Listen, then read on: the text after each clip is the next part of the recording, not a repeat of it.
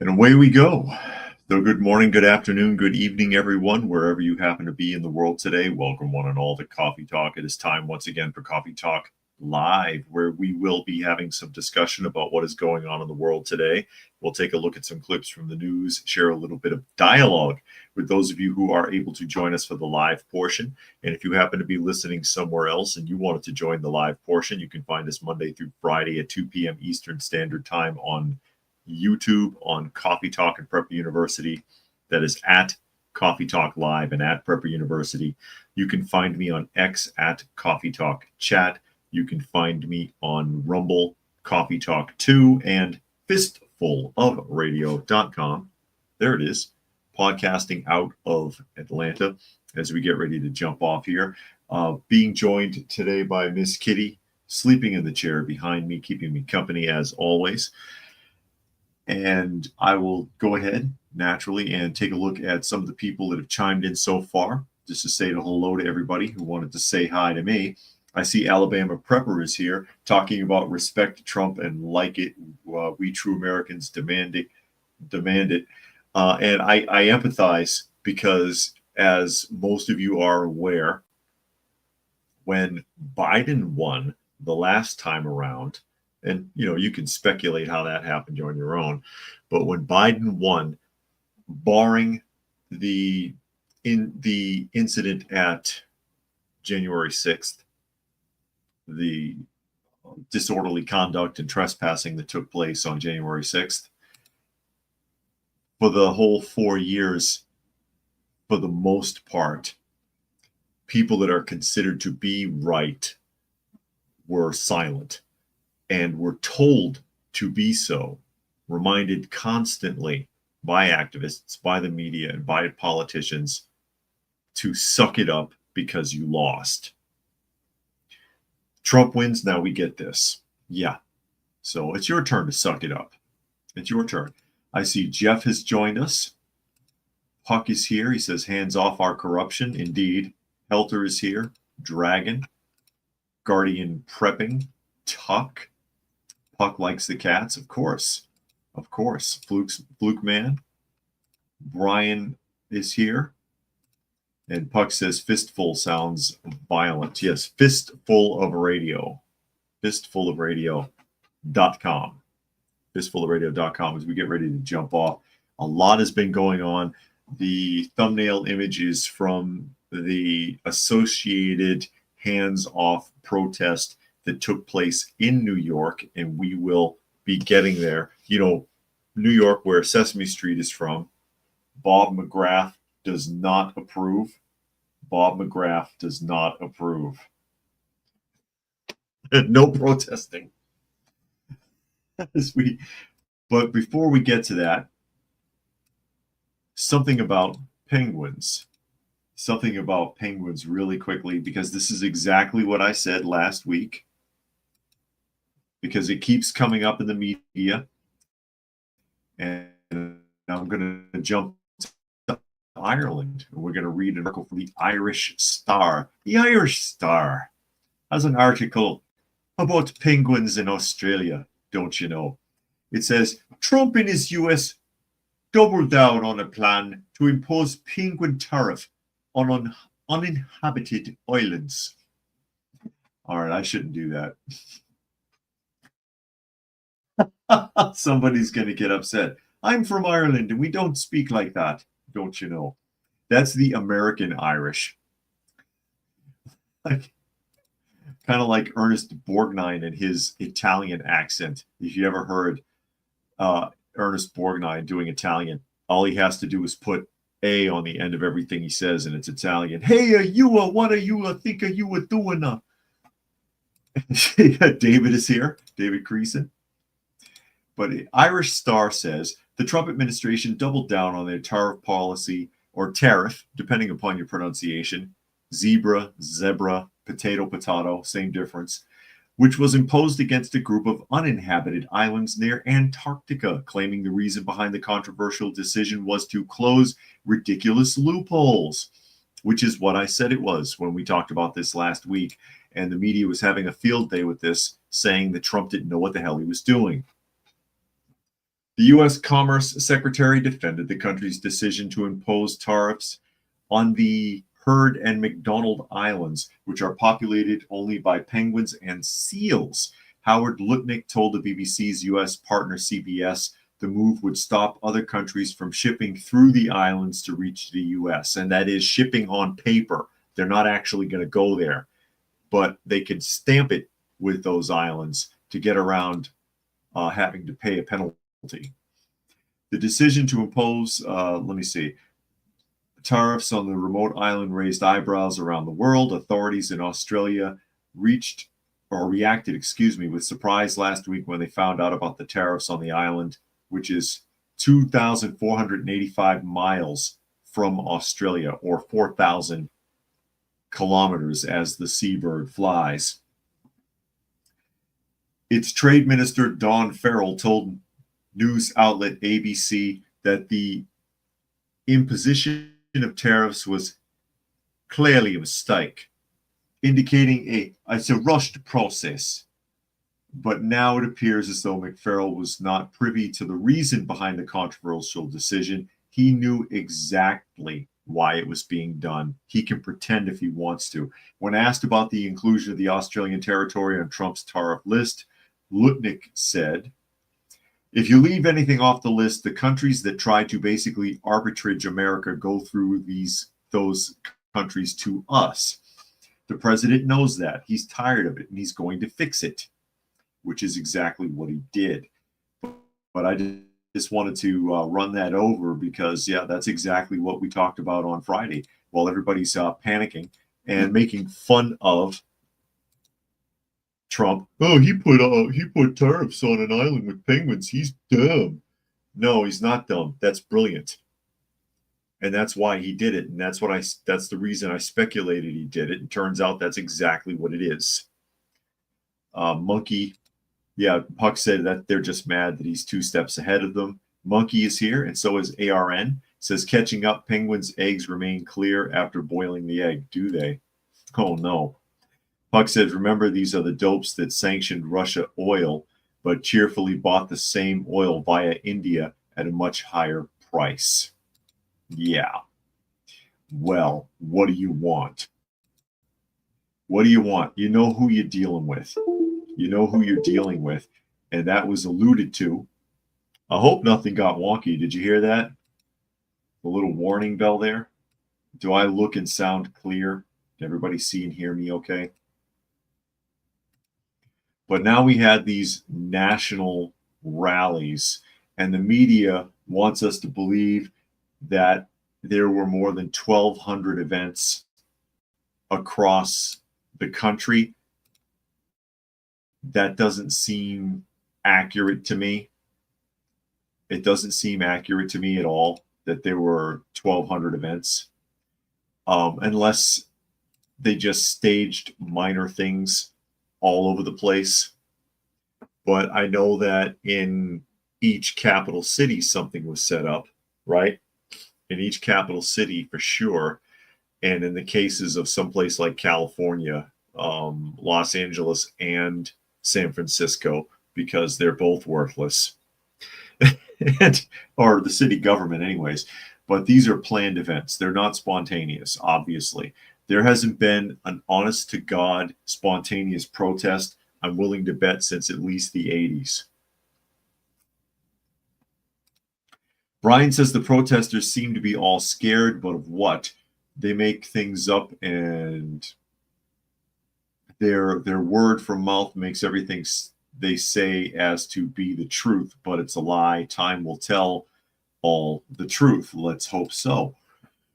But yeah, I mean, they want to panic. It's just like the whole bit with the stock market. Oh, stocks plummet. They're not plummeting. You get back to me when the Dow Jones is at 8,000, and then we'll talk about plummeting. Okay, and then I'll be like, yeah, it looks like it plummeted. No, they're not plummeting. They're fluctuating. It's bound to happen. It's speculative buyers getting out of the market because they're scared. And when those shares go down, people who know what they're doing buy up those stocks, and then the stock market reaches healthy points again. I heard one guy saying, oh, we're going to have a crash like in 1987. Did you die when it happened? Or did you survive the crash and then come back? And actually, things even improved after that. It happens. Raccoon is here. Did I say that? And ARN says 5x5. Good. Tuck says, I like to hear commies fret over their investments tanking. Yeah, I know. I thought you were communist. Thought you were a socialist. What do you mean you have stocks? And there was one guy, I can't remember who it was. I was talking to somebody about it this morning. I'm going to open this article up from NBC here in a minute. I was talking to somebody this morning, and I couldn't remember who did it. Maybe one of you saw this video. At one of these rallies, this guy was going around, social media type person, asking people, can you explain to the audience what a tariff is? And they couldn't do it. Everybody he talked to did not really know or understand what a tariff, or again, tariff, depending upon your pronunciation, didn't really understand what it was. And I know that they tool those so that it looks like they talk to more dummies than they really do. Kind of like, what's his name, Mark Dice, and the interviews that he does. Every person he talks to is not a blithering idiot, okay? But he edits that. But the fact that he would even go to a rally like that and even find anybody who couldn't answer the questions, bad enough. It's bad enough. But getting into the protests here, and again, this is NBC News. It says demonstrators rally in, quote, hands-off protests against Trump policies and Musk-led government cuts. It says rallies took place in Chicago, Boston, Washington, New York, and other cities across the country Saturday. Yeah, predominantly where you saw the most activity, naturally, were in blue cities. Blue cities. So here we are. Coast-to-coast opposition to upheaval in President Trump's second term took shape Sunday at more than 1,200 events organized by Democrat activists. Of course they were. 1,200 events, I don't believe it. More than 1,200 events, I don't believe that. I could believe you telling me less than 100. Again, every capital city, maybe in places like New York or Boston where there's it's very heavily Democrat, you might have jump off in 2 or 3 different locations, but I don't believe it was more than 1,200 locations. I don't believe that. And of course, it was organized. Again, there are no more organic protests. That doesn't happen anymore. That doesn't happen anymore. No more grassroots protests, not real ones. They're all staged.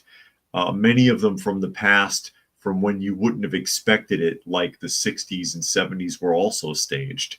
So, of course, it's planned. ARN says we didn't do tariffs on Russia or North Korea because we have embargoes against them and do not trade. Yeah, they do argue that point. He says, in case the left argues that point. Yeah, they have argued that point. And again, that comes from not just understanding what a tariff is, but a reciprocal tariff. Reciprocal tariff, i.e., you're doing it to us, so now we're going to do it to you. North Korea and Russia already sanctioned. Russia already has tariffs against it. There's no point in adding more. Cuba, I don't think we import anything from Cuba. They were on that list. But that's the thing. Oh, I noticed that Russia's not on the list. That's because he's in bed with Putin. No, it's because we've already done it to them. This is a new thing that's being done. We're putting tariffs against countries that we didn't have anything on. And matching by 50% in most cases, not even equally matching. Puck says Democrats depend on a uniformed following like public school. Monkey says the only time you'll see lots of people there is if it's being offered like $40 an hour. Guardian says it'll be interesting when right-wing protests start. Counter protests, even though these protests are likely staged, it's always about money. Follow the green trail. So here we are. Back to the article. Protesters, across the United States took to the streets when the weather got warmer. Let's just point that out. Took to the streets in a series of hands-off Don't shoot, can't breathe. No, I'm kidding. It only says hands off. Demonstrations decrying Trump's border enforcement and deportation policies, as well as mass firings under the Department of Government Efficiency. Okay. In a statement released before the event, organizers said Trump and his billionaire advisor at Doge have created an unnecessary crisis under the belief that the country belongs to them exclusively. At no time did Musk or Trump say that the country was exclusively theirs, and I don't think that they've demonstrated that they believe that. I think they have demonstrated that they feel, and rightly so in my personal opinion, that the country is very unhealthy right now. And that really swift decisions are necessary in order to make effective changes that will get this country healthy again. I mean, listen to what they're protesting, and the tariffs are in here. Okay, tariffs, mass firings. Which, has there been mass firings, or have they been asking people to resign? I mean, there have been firings, but it's not that much when you really look at the numbers and you consider how many government employees are on the payroll that don't need to be. You're paying for that out of your tax dollars. And the border is just ridiculous. Border enforcement, you're upset about border enforcement. I guess the crime doesn't bother you. I guess the trash in the streets doesn't bother you. I guess many downtown locations, and we looked at the videos last year actually of New York. It looks like Brazil. It looks like this shanty town in Brazil out in front of New York there, all through the Bronx, with people with blankets spread on the ground trying to sell stolen merchandise and trash and urine and feces in the streets. That doesn't bother you? Okay, back to the article. Quote, they're taking everything they can get their hands on, our healthcare, our data, our jobs, our services, and daring the world to stop them. This is a crisis, and the time to act is now. That's according to the organizers of Hands Off. That's a quote from the organizers. Okay. In Washington, D.C., demand to participate in the protests was strong enough that alternative events were held for those who couldn't get to the National Mall for the main event. Organizer Barbara Green told NBC Washington, quote, we thought we would give people a chance to show their strong feelings about what the government is doing and how it's hurting lots and lots of people, she said. This is actually very telling. This, and I'll tell you why here in a second. I'm going to read this quote again. And this is Barbara Green, who's in charge of the organization. We thought we would give people a chance to show their strong feelings about what the government is doing. Because if it wasn't for people's misguided feelings, you couldn't get anything done. There's no logic in this. There's no logic in these protests or in people's understanding of what's going on, and they don't want to understand. They just want to be angry. I see Marvel Fan has joined us. Brian says they look like public bathrooms.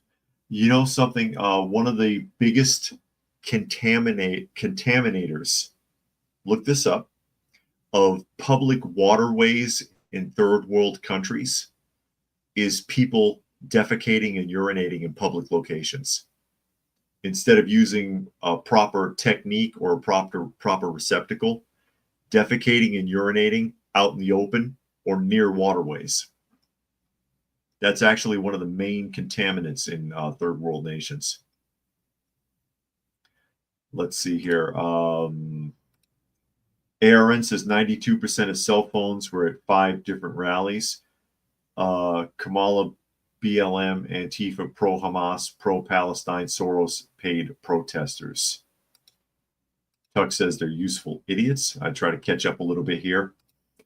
Puck says, did you see the Savannah gal getting assaulted in the Bronx by by the left. I'm disappointed with her husband's indignation. I don't think I saw that. I don't think I saw that, Puck. Were any of these violent? I didn't watch a lot of video footage of these events. It wouldn't surprise me, given the violence that we've seen in Tesla protests recently and some of the weird stuff that's been going on, keying cars, spray painting cars, breaking windows, Molotov cocktails, and smearing feces, is not outside the realm of possibility when you're a lefty nut job, I guess. But that is very telling right there. She's Freudian slip, acknowledging that these people are wrapped up in their feelings instead of sitting back and logically looking at the big picture. Okay. Back in here again, Green characterized Trump's short time in office during term 2 as chaotic. Quote, I can't even name all the way things have gone off the rails. They were already off the rails, sweetheart. That was the problem. 11 trillion extra dollars of debt in a single term. Unheard of. Absolutely unheard of. 11 trillion in a single term. Nearly tripled. What was it? 24 trillion when he took office? Something like that. 24, I think it was. Nearly tripled the debt in a single term.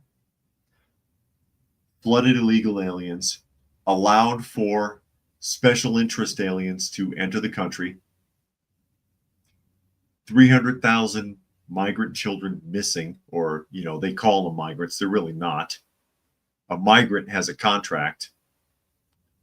A migrant has a work permit. These people don't. Okay. No bid contracts in major cities all over the country, wasting hundreds of billions of dollars. We were already way off the rails, sweetheart. Seriously. Fluke Man says Trump should transfer 90% of IRS agents to ICE and border agents. That's one way to get rid of them. That's one way. Tuck says Biden's final sacrifice to Cloward Piven. Goes on to say in the article, among those who gathered at the National Monument on Saturday was Trump voter Ramesh Budram of Copake, New York. Did I pronounce that right? Who is having some regrets as he contemplates possible disruptions to his Social Security. I'm a senior citizen, Bodram said. He wants to step into our Social Security checks. It's not nice. Think about this, okay? He has regrets voting for Trump because he thinks there might be possible disruptions to Social Security. Social Security has been increased. It's been earmarked for a pay increase. It doesn't sound to me like it's getting cut. What do you think? Isn't it getting a bump? I thought I read that article a couple of weeks back. It's getting a bump. And he says, he goes on to quote here, I thought it would be a little better. He's saying he's going to drop gas prices and the supermarket and the food stuff, but it didn't happen. Yeah, it did. Gas prices are down. Gas prices are down. And as far as supermarkets, edge is coming off a little bit. But I mean, how fast do you want it to happen? He's been in office for 75 days? 75 days, right? Something like that. This is what they're whining about. And then the Assistant White House Press Secretary, Liz Hudson, this is her response to this. He will always protect Social Security, Medicare, and Medicaid for eligible beneficiaries. Meanwhile, Democrats' stance is giving Social Security, Medicaid, and Medicare benefits to illegal aliens, which will bankrupt these programs and crush American seniors, which is true. Which is what they're trying to do is weed out the difference. They're trying to separate that. They're trying to separate that. Who's on this system that shouldn't be? Like illegal immigrants receiving assistance from the VA hospitals. That should never happen. That should just never happen. They shouldn't have been here in the first place. And I see D'Lo has joined us. Puck is telling us who this is. It says, Puck says the girl's name is Savannah. Oh, is Savannah, not in Savannah. Savannah Craven. She's a pro-life advocate. The incident captured on video occurred on Thursday. No charges. DA is a DEI hire. Interesting. I don't think I've seen that story. Monkey says, I've seen those complaining about Social Security. They have to pull up their bootstraps. Yeah, they're complaining about it, but like I said, I'm pretty sure it was a couple of weeks ago I read a story that they're bumping Social Security now that they're ironing it out. But they're not throwing anybody off who is eligible. Monkey goes on to say, using the same phrases that the boomers told the younger generation. This is their complaint. This guy, Dan Taylor, he says, me the people means everyone. As our government is being pulled apart, we want to fight for it. That guy's a plant. That guy got a check. None of these people are that clever when interviewed on the street. I'm sorry. They're not. They are not that clever. Where is this? That's Chicago, isn't it? That looks like Chicago. Here's all the people in this one picture who keep Chicago a shithole. There's your answer right there. That's the problem. You are the problem. You are the problem. It says if basically a couple thousand or a few thousand gather for hands off in Chicago to protest Trump. Cute. That's cute. Another quote from Bob Reiter, president of the Chicago Federation of Labor. Oh, you know he's going to be for this. They're trying to dismantle the federal government, undermine our communities. Oh, you know what? I got to go full on Chicago mobster union organizer. They're trying to dismantle the federal government, undermine our communities, steal from workers, and crash the economy. Bada bing, bada boom. Know what I mean? He's afraid he's not going to get all of his grift. That's what it is. Oh, man. And D'Lo says, thumbs up. Please do, folks, if you don't mind. I'll take all the thumbs up I can get. Tuck says the leftos, tell the leftos, excuse me, what they want. Tell the leftos what they tell us when they express concerns about losing their Social Security benefits. If you're not doing anything wrong, you have nothing to worry about. That's a good point. Captain says that sounds like a Brooklyn accent. Yeah, I know, but that's like my generic union mob boss voice. I'm in head charge of the Chicago Union. Bada bing, bada boom. Pro union. We's brothers. We's brothers. We's got to stick together. Where's my check? If you have any problems, you call me on my yacht. And I'll get somebody to put it on paper. Nothing will be done about it, but there'll be a record. Meanwhile, and this is from StockTwits, online magazine StockTwits, talking about the resulting of some of those tariffs. Vietnam and Taiwan extend an olive branch, while India, Hong Kong dial diplomatic channels as Trump's tariff war roils markets. Because some of these people are already, or some of these countries are already contacting the United States, going through diplomatic channels, asking if there isn't something that we can do. Can't we come to some kind of an arrangement? Can't we come to some kind of a deal? Can't we work something out? Why do you think he's doing this? So here we are. Asian nations, Vietnam and Taiwan, have reached out to U.S. President Trump offering as low as zero import tariffs on American goods, among other offers to cut deals after the U.S. announced sweeping levies last week. On the other hand, China and Europe are on the offensive.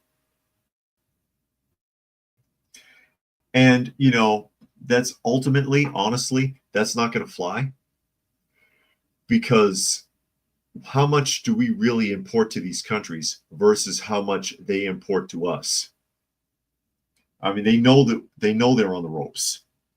China says it will impose a 34% tariff on all U.S. imports from the U.S. from April 10th, while the European Union has called on its members to discuss and jointly impose levies. And again, how much versus how much stuff comes into the United States? How much do you think is going to China? How much do you think is going to China? We read about this when they thought that they were going to block China coming from China, when the post office was like, should we be holding on to packages from China, and then decided that that was impossible. Decided that would be absolutely impossible. And I'll pull this back up again. And it's some insane number, like between 2 to 4 million packages a day, right? It says that just consumer packages, that is, you ordered something from Timu or something like that, 1.3 billion packages are received in the United States every year through the post office from China. 1.3 billion a year. There's no way they could hold on to all of that. How many packages do you think are coming from the US and going to China? Who's going to hurt more in the long run?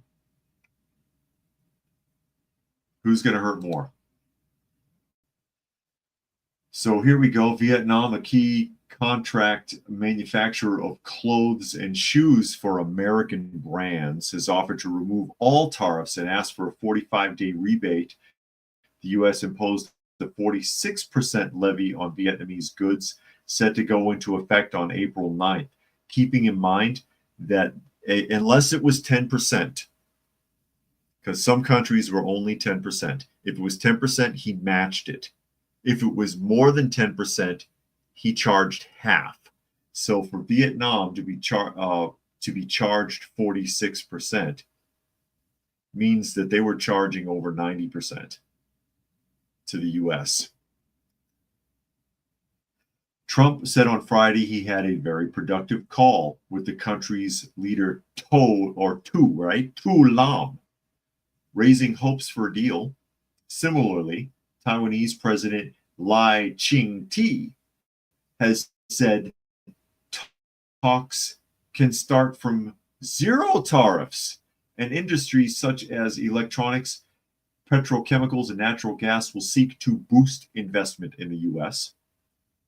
Taiwan, home to TSMC, is the largest supplier of semiconductors, although chips are exempt from U.S. tariffs for now. We used to be the largest supplier of semiconductors before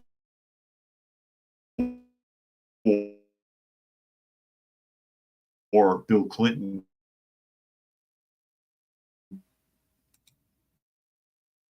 changed how India, Hong Kong, Indonesia, and Singapore, among others, are reportedly taking a more diplomatic approach. All of them have indicated that they will trade. And again, that's all signs that this is working. But you can't explain that to most people because, again, they don't know what a tariff even is. They don't know how it works. They don't know why it's being done. They think he's just being mean. Oh, Trump bad. Trump bad, so if he does it, it must be bad. If Trump said that breathing is good for you, who is that? Somebody's under my chair. If Trump, one of the cats is under my chair, I can't see who it is. If Trump said breathing was good for you, I swear Democrats would hold their breath until they passed out. It's incredible. Flukeman says, are the blue states going to stay a shithole until the current politician gets voted out, or Trump eventually had enough of this and forced them out? It would be interesting if that did happen. And number one on that list should be California. And I've suggested it before. I know I have no pull whatsoever. It's not like anybody that important is ever going to hear me talk. But they need to suspend all the upper hierarchy of leadership in California, put in an interim leadership with a new voting process to replace everyone, and audit everything in that entire state. Everything from county dog catcher to the governor's office. And figure out what happened to the money. You're not getting the money back.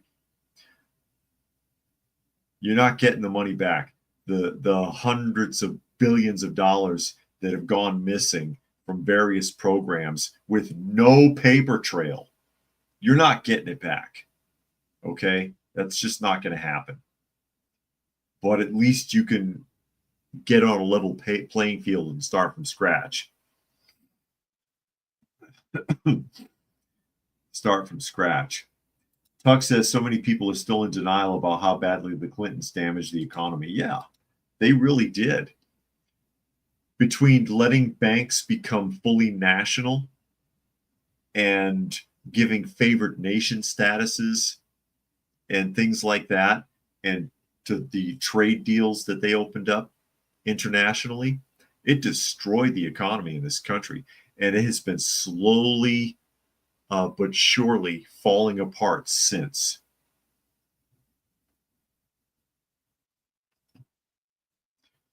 Monkey says TSMC has a facility in Arizona north of Phoenix. That facility will get bigger if Taiwan doesn't want to have to pay import.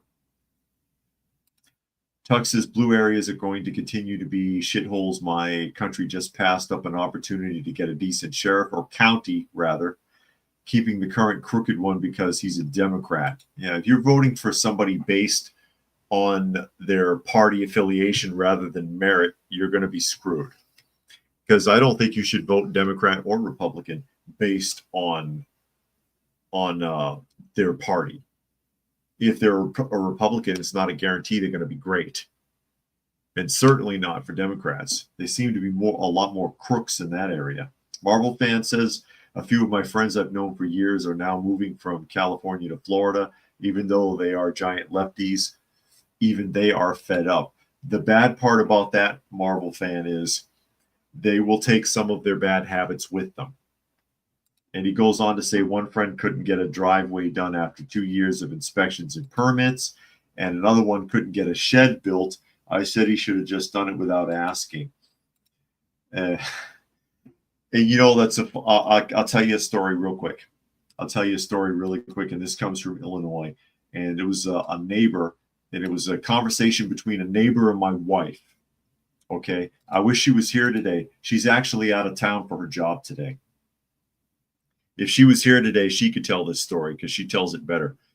But we had a neighbor who was talking about how code compliance got on the people that used to own our house before we bought it, because they were laying bricks. You know, you get the patio bricks and you make like a pathway in your yard, or you accent bushes, or you do whatever. She was doing this. But in Illinois, you need a permit for that. You can't do that. You have to hire somebody and go through the right channels, okay? She can't put freaking patio bricks in her damn lawn. Seriously. Okay. And he was like, oh, code compliance caught her. Code compliance caught her and told her she had to take them out. And then she had to hire somebody to do it the right way. And my wife was like, code compliance didn't do that. Somebody called them. One of the neighbors right around this house had to have called them for them to come here and do that. And he was like, no, they just, they came by, they looked for that stuff. And she was like, they don't look for anything. I used to work for that service when I was in Georgia, long time ago, when she still lived in Stone Mountain. She worked for the water department, but they were connected to, I don't know if they still are, connected to code compliance. Okay. She was a safety manager for them. And code compliance people, they sit in their car all day and just play on their computer screen until they get a call. Then they drive out. They got their spots. Illinois is no different. Somebody called, they drove out, they wrote a ticket, they made a citation. So a neighbor ratted that person out, and that's what happened. But, again, born out of the point there that, yeah, in Illinois, you even need to get permission for freaking patio bricks. It's disgusting. Oh, man. Puck says, Governor DeSantis, please secure our border at once. And Chillin' Dave is here. Glad you could make it today. Glad you could make it. So we're wrapping up. While we're on the still talking about Trump a little bit here, this story I thought was hilarious. This is an artist whining about the president not being happy about her painting of him, okay? Saying it's threatening her. But this is fascinating to me, and I'm going to show you why, because I think it's really funny. This is a CNN article. Painter of, quote, according to Trump, truly the worst Trump portrait, says that the president's comments threaten her art career. All right. It says, and this is a picture of the painter. Hold on a second, because the thing's bouncing. I want to get it open here. Here's a picture of the painter. Okay, let me open that up. There she is. Hi. She's been a professional painter for 41 years. She does portraits, okay? And the article reads, the painter whose portrait of Donald Trump was removed from the Colorado state capitol after the president branded it truly the worst, says that criticism has put her 4-decade art career at risk. Oh my. In a statement published to her personal website, portraitist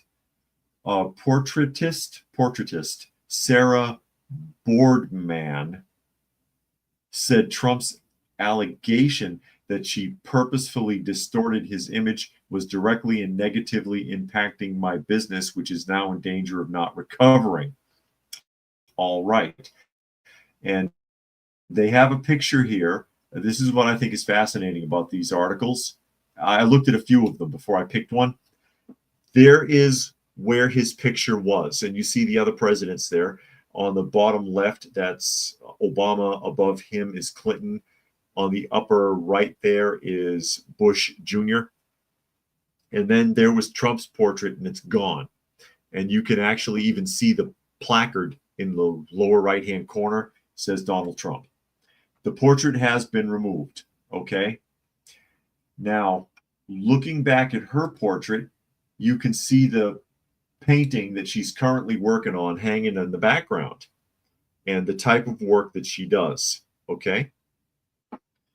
Puck says 40 years and still sucks as an artist. Yeah, we're getting to that. None of the articles I found show you a picture of the portrait that was taken down.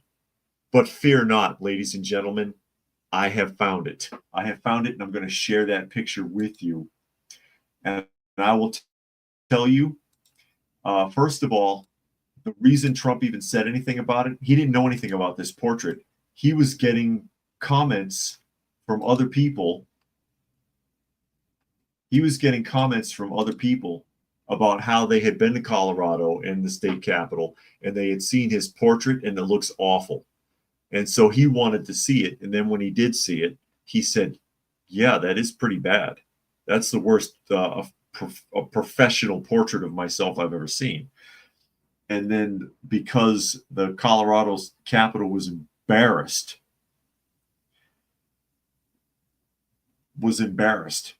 They pulled it down now. Okay. Let me read a comment here real quick, and then I'm going to show you this portrait, and you'll see what the problem is. Marvel fan says, even here at my stores, code enforcement came about me my flashing open sign and said it can't be flashing after 20 years of being there. Someone called and reported it, he said. Yeah, they don't just show up. They don't just show up. Okay. Here's the portrait. Hold on a second. I'm going to pull it up for you.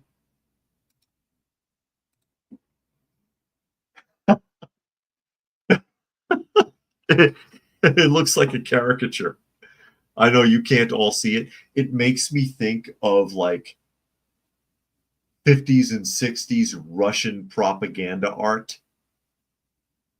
How they like try to paint you with these full chubby cheeks, and or like if you've ever seen the old portraits of Chairman Mao from China, there's a look to that communist artwork where they always want to make people look really plump.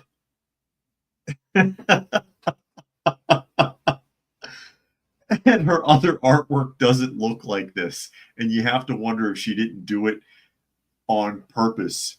There you go. ARN says King of the Hill Kid. That's right. It's Bobby Hill all grown up. That's a good one. Bobby Hill. Nature Nerd says bad looks like North Korea or China. Yeah, that's what I was referring to. And Puck says, oh, so her career should be over after all. This is the portrait. You can tell it's supposed to be Donald Trump, but for someone who does professional oil paintings where the likeness of the individual is crucial, this completely misses the mark, and I understand the criticism now having seen it. And again, in the articles, I didn't see this portrait. Even the CNN article I just opened showed you the blank spot where the portrait was. You going to show us the picture? What the hell? Raccoon says, yeah, that's pretty bad. And Drubal has joined us. Thanks for coming in today. That's pretty bad. She's old enough, 41 years doing professional oil paintings. Yeah, I think you should be able to afford to retire. Maybe she's losing her touch. Maybe she's losing her touch. Oh my God. Oh my God. But yeah, like I said, excuse me, you can see the problem here. You can see the problem here. That's not well done at all. And you have to wonder if she almost didn't do it on purpose.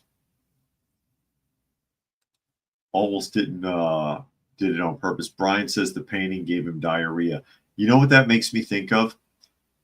Oh, what's the name of that film? Who here has seen the movie The Last Starfighter? It was in theaters in like 1984. The Last Starfighter.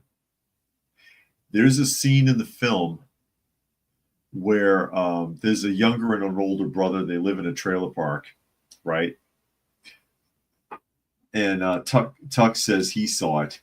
And Marvel fan says, everyone here, I hope. It's a fun movie. It's goofy, but it's a fun movie. It's a nice, clean, classic 80s film where the little brother is looking through the window shades at his older brother, and him and his girlfriend, they start kissing, and he goes, ew, diarrhea.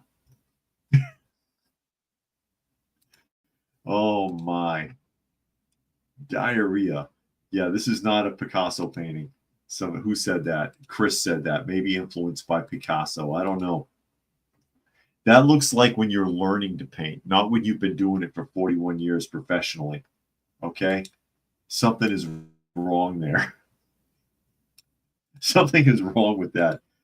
I know that's not traditional news, but you need a break from it. Trust me, because this stuff's toxic. This stuff is toxic. Speaking of toxic, and another NBC movie article now I'm like crossing my wires. Another NBC News article from the North Carolina race. This is interesting. This is interesting.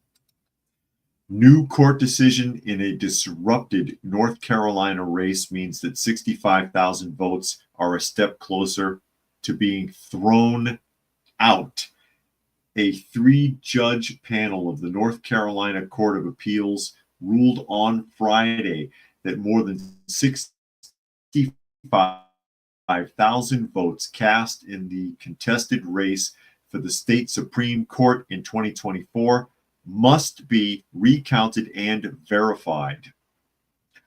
It says the Republican candidate in a razor-thin disputed contest and decision that could potentially tip the election results in his favor, because it was a Democrat that pushed him out, okay? Barely, by literally like a handful of votes, pushed him out. But now, looking back on it, because the election came into question, the Supreme Court of South Carolina, or North Carolina, excuse me, has determined that more than 65,000 of the votes that were cast are questionable, and they want it verified where those votes came from. It says eligibility challenged by Republican Supreme Court candidate Jefferson Griffin and his lawyers now have 15 business days to provide state election officials with necessary proof of identity that would verify their votes. The court ruled that any voters who didn't respond will not have the votes counted in the race between Griffin and Democrat Allison Riggs, which is still caught in legal battling 5 months after Election Day. The arduous task of verifying those voter identities will fall on the North Carolina State Board of Elections, and the decision set up as an appeal to North Carolina's highest court, the state Supreme Court, the body that the winner of the election will join. Wow. It says the one Democratic judge involved in the state Court of Appeals decision said the majority ruling amounted to changing the rules by which these lawful voters took part in our electoral process after the election to discard their otherwise valid votes, and called the majority ruling an attempt to alter the outcome of only one race among many on the ballot is directly counter to law, equality or equity, and the Constitution. So there's one Democrat vote on the Supreme Court that said nay, and they're claiming that this is illegal, but it is legal because they can't verify where his votes came from. Incredible. Puck says, good, election fraud is real. Yeah, incredible. And Tuck says, awesome, I'm all for rooting out bad behavior in voting. Indeed. And I think it's funny that the one Democrat on that state panel, because it was, 3-1? The one Democrat on that panel that said no is whining that it's illegal. It's also illegal for you to have votes that you don't know where they came from. It's also illegal to have votes coming from people who are not U.S. citizens. So what are you really complaining about? That makes me question whether or not that individual is shady. If there's a legitimate reason for these people to sit there and say, hey, what's up with these 65,000 plus votes? Can someone demonstrate it? Can you show us that it's legal? If it's legal, it's legal. If it's not, well, something needs to be done about it. You should be all for that. Get it done and over with, and quit wasting tax money in court. Hurry up and verify where those votes came from. Why are we still doing this 5 months later? Still arguing about it? And the North Carolina Supreme Court finally sat there and said, yeah, okay, Get it done. Get it done. You got 15 days. 15 days to get it sorted out. And she's mad. She's mad. She wants to have a cow, as Bart Simpson would say.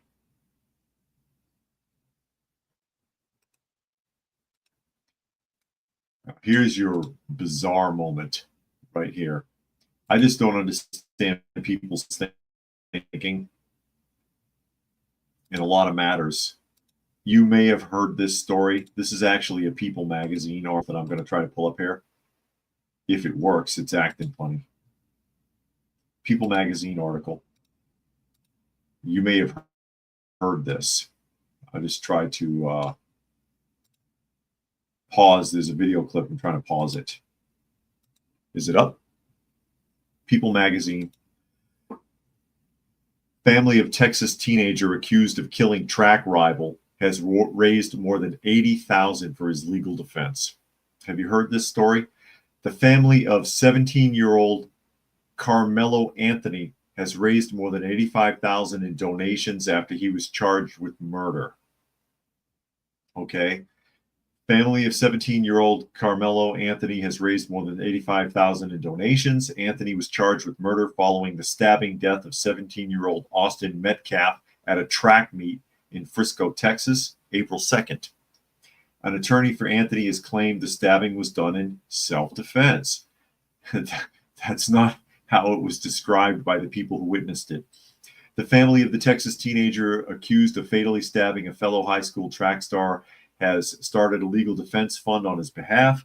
In a fundraiser posted on Give, Send, Go, the family of 17-year-old Carmelo Anthony, who was charged with murder following the death of 17-year-old Austin Metcalf, April 2nd, wrote that the accusations against the teen were false, unjust, and harmful.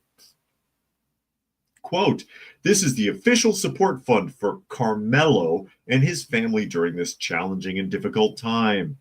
The narrative being spread is false, unjust, and harmful. As a family of faith, we are deeply grateful that everybody's a family of faith." I get tired of hearing that. "For all your support during this trying period. Your prayers and assistance mean more to us now than ever. As of Sunday, April 6th, the fundraiser has garnered more than $85,000 in donations." Anthony and Metcalf were both at a track meet at Kukendall Stadium in Frisco, Texas, when Anthony allegedly removed a knife from his backpack and stabbed Metcalf, who was pronounced dead by the time he arrived at the hospital. And this is them. Here's the picture. Perpetrator on the left, victim on the right. Okay? Puck says he's the new Trayvon Martin. Exactly. And from witnesses' accounts,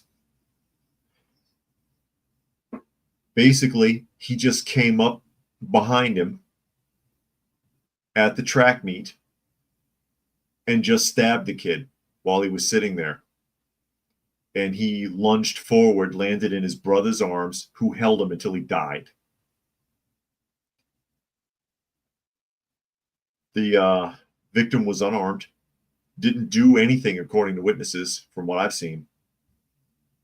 Never had a chance, because when Carmelo stabbed him, the knife penetrated his heart. Never stood a chance. He was dead before he got to the hospital.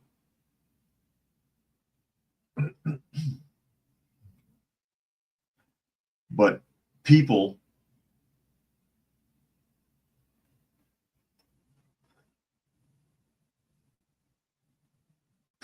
are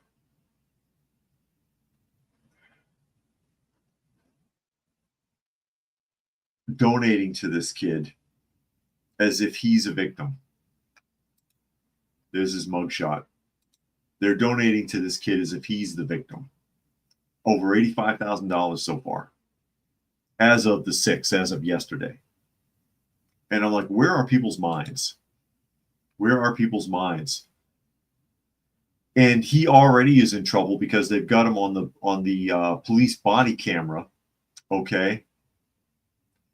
the officer is saying, I'm trying to find it here.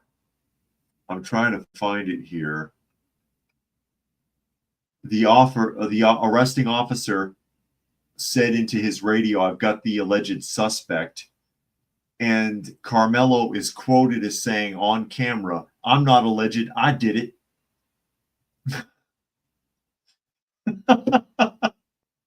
Oh my God. Okay. Okay, Carmelo. Has anyone seen this story? Puck says offended by everything and ashamed of nothing. Yeah. Has anyone seen that story? That's sad. But then look how people act. Again, that kid's guilty. That kid's guilty. Whatever was wrong. He had said, there's another quote from him where he said, I told him not to put his hands on me or something like that. So your solution is you had time somehow to get a knife out of your backpack and stab this kid to death. And that's self-defense. Dude wasn't armed. ARN says the perp was in another team's tent. Victim grabbed his backpack and asked him to leave, then grabbed blade from backpack. Is that how it went down? I know there's some more interesting things I could find on this. Well, at the top of the hour, past the top of the hour, that's okay.